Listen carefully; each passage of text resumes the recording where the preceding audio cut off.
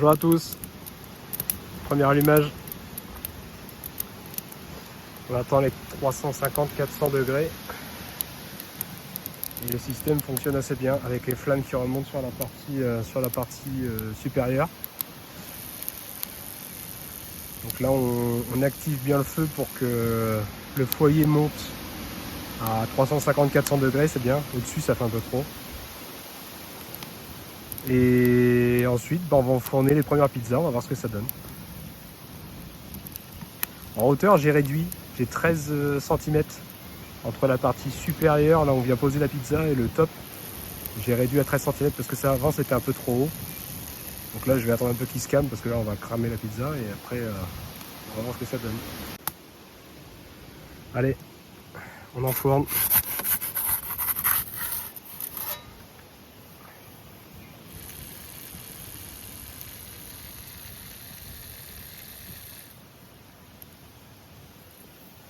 Donc après je laisse un petit bout, histoire que ça fasse quelques flammes. Pas que ça soit non plus trop fort, on voit que là ça commence à fondre. Il faut ajuster, hein, passer la cuisson à bois. Là, quand le foyer est bien chaud, il suffit de raviver de temps en temps, mettre une petite bûche.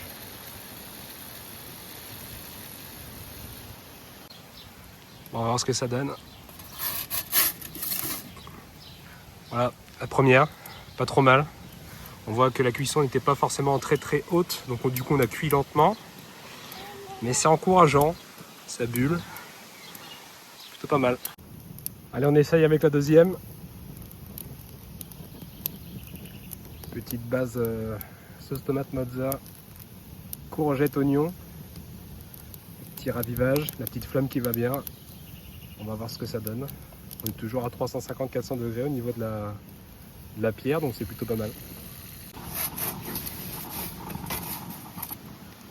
La deuxième, on commence à avoir quelque chose de pas mal en termes de développement et de cuisson.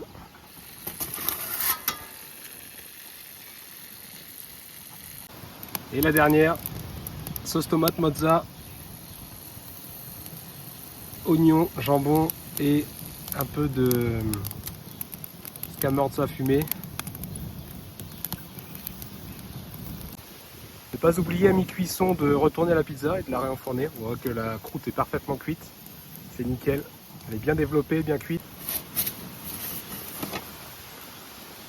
Et voilà le dernier essai. Superbe développement. Alors voilà, il a fallu 3 pizzas pour me faire à ce four.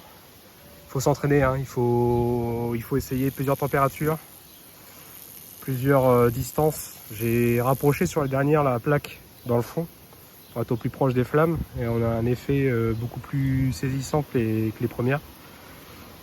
Donc c'est beaucoup plus sympa.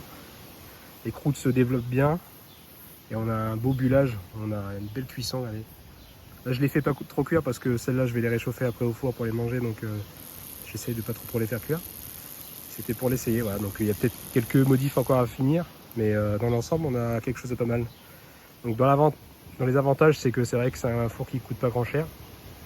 À 30-40 euros on peut sortir avec un four sympa. L'inconvénient c'est la gestion du feu. C'est vrai que par rapport à du gaz c'est